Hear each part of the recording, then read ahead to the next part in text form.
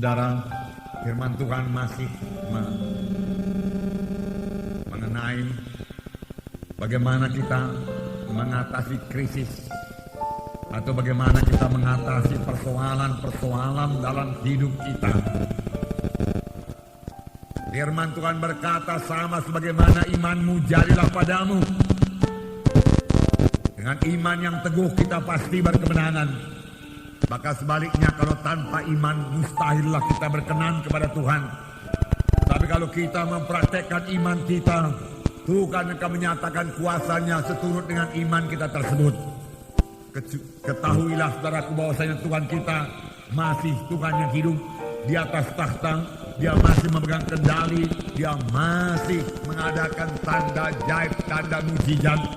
Bahkan saya percaya penuh, mujizat Tuhan sudah tersedia bagi saudara.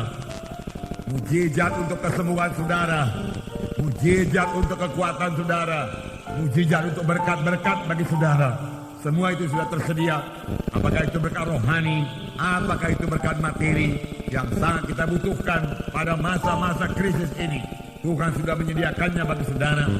Bahkan sebenarnya Tuhan Yesus telah menjadi miskin, supaya dengan kemiskinannya kamu menjadi kaya.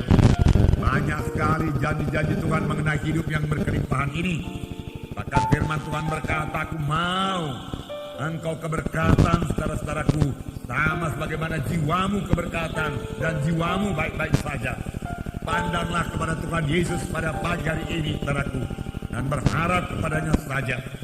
Maka saudara akan keluar dengan kemenangan, melintasi masa krisis ini, saudaraku. Kita melihat satu bangsa pilihan Tuhan. Bangsa pilihan Tuhan yang berada dalam keadaan krisis. Apa yang jadi kepada bangsa pilihan Tuhan ini bangsa Israel. Bagaimana mereka keluar daripada krisis mereka? Apa sebabnya mereka ditimpa krisis tersebut?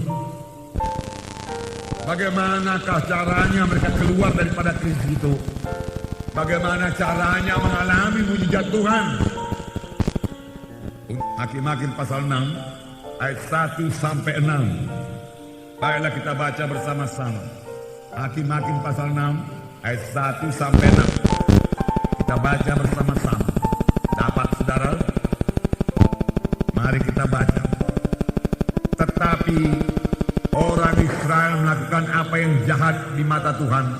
Sebab itu Tuhan menyerahkan mereka dalam tangan orang Midian 7 tahun lamanya. Dan selama itu orang Midian berkuasa atas orang Israel. Karena takutnya kepada orang Midian itu, maka orang Israel membuat tempat-tempat perlindungan di pegunungan, yakni gua-gua dan kubu-kubu. Setiap kali orang Israel menabur, datanglah orang Midian, orang Amalek, dan orang dari sebelah timur, lalu maju mendatangi mereka.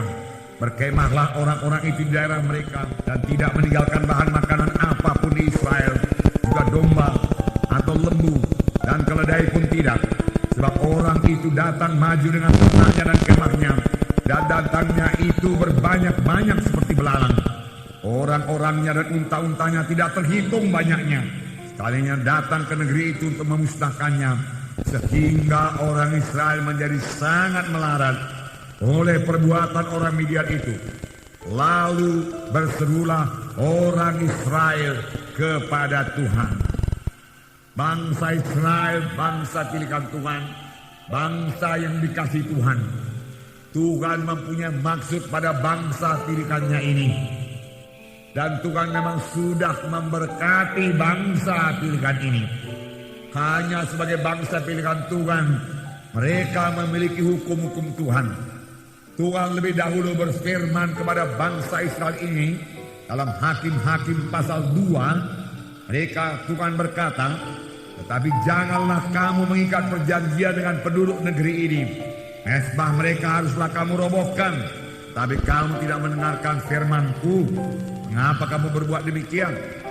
Lagi aku berkata kepadamu, aku tidak akan menghalau orang-orang itu di depanmu, tetapi mereka akan menjadi musuhmu, dan segala ilah mereka akan menjadi jerat bagimu. Aku akan mengantarkan kamu ke tanah Kanaan. Tetapi janganlah kamu menyembah Allah orang Kanani ini. Tetapi kamu tidak mendengarkan firman-Ku. Inilah selalu kesalahan bangsa Israel. Mereka menyimpang dari jalan Tuhan. Sesudah mereka diberkati Tuhan, mereka mulai lupa kepada Tuhan dan mulai ikut adat istiadat bangsa Kanani dan mulai ikut menyembah ilah-ilah orang Kanani. Lalu datanglah persoalan, perlindungan Tuhan dicabut daripada mereka. Dan pada waktu perlindungan Tuhan dicabut, maka dengan mudah musuh-musuh menguasai Israel. Dan tanpa perlindungan Tuhan, Israel tidak punya kekuatan. Tanpa perlindungan Tuhan, bangsa pilihan Tuhan sekarang ini, anak-anak Tuhan juga tidak punya kekuatan. Apakah yang menyebabkan perlindungan Tuhan itu dicabut? Perlindungan Tuhan dicabut karena ada dosa yang tidak diselesaikan. Biasanya bangsa Israel, jangankan bangsa Midian datang yang tidak terhitung banyaknya, bangsa Mesir yang kuat sekalipun tidak sanggup mengalahkan mereka. Panjang mereka menyembah Tuhannya, panjang mereka bersekutu dengan Tuhan, panjang mereka tidak berbuat dosa. Dosalah yang menyebabkan mereka lemah, dosalah yang menyebabkan mereka kalah, dosalah yang menyebabkan anak-anak Tuhan sekarang dikuasai oleh setan, dikuasai oleh kutuk dosa. Dosa menyebabkan doa tergendala. Firman Tuhan berkata, bukannya tanganku terlalu pendek untuk menolong kamu, bukannya telingaku terlalu berat untuk mendengarkan doamu, tetapi dosamu serupa dengan dinding memisahkan aku dengan engkau. Tuhan berkata, parah sekali akibat dosa itu. Kekalahan selalu datang karena dosa yang tidak diselesaikan. Tidak ada kuasa. Oleh sebab itu jangan biarkan dosa berkuasa dalam hidup kita, saudaraku.